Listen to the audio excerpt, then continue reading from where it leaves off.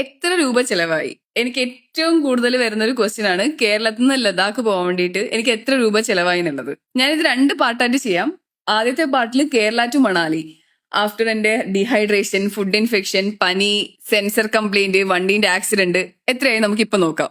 എന്റെ ഈ റൈഡിന്റെ എല്ലാ എക്സ്പെൻസസും ഞാൻ ട്രാക്ക് ചെയ്തത് റോഡ് ബി എന്ന് പറയുന്ന ഒരു ആപ്പിലാണ്. ഇതിനകത്ത് നിങ്ങൾക്ക് നിങ്ങളുടെ എക്സ്പെൻസ് കാൽക്കുലേറ്റ് ചെയ്യാം, നിങ്ങളുടെ വണ്ടീന്റെ മൈലേജ് നോക്കാം, നിങ്ങളുടെ ലൊക്കേഷൻ ബാക്കിയുള്ള ആൾക്കാർക്ക് ഷെയർ ചെയ്ത് കൊടുക്കാം. നിങ്ങൾക്ക് വേണമെങ്കിൽ ഒരു ഗ്രൂപ്പ് റൈഡ് ക്രിയേറ്റ് ചെയ്ത് അല്ലെങ്കിൽ അതിനകത്ത് ജോയിൻ ചെയ്യാനുള്ള ഒരു ഓപ്ഷൻ ഉണ്ട്. ഈ ഇഷ്യൂസ് ഒക്കെ സോൾവ് ചെയ്ത് ഞാൻ മണാലി എത്തി. മണാലിയിൽ 3 ദിവസം ഉണ്ടായിരുന്നു. അത് കഴിഞ്ഞ് ബൈക്ക് ശരിയാക്കാൻ വേണ്ടി സിസുലേക്ക് പോയി. അപ്പൊ ടോട്ടൽ എനിക്ക് 15 ദിവസം എടുത്തു. ഈ 15 ദിവസത്തെ എക്സ്പെൻസ് എത്രയാണെന്ന് നമുക്കിപ്പോ നോക്കാം. ഞാനിവിടെ ഷെയർ ചെയ്യുന്നത് നമ്മുടെ 2 പേരുടെ എക്സ്പെൻസസ് ആണ്. അപ്പോൾ നമ്മുടെ ബൈക്കിന്റെ റിപ്പയറിനും സർവീസിനും കൂടി നമുക്ക് ഏകദേശം 2840 രൂപ ചെലവായി.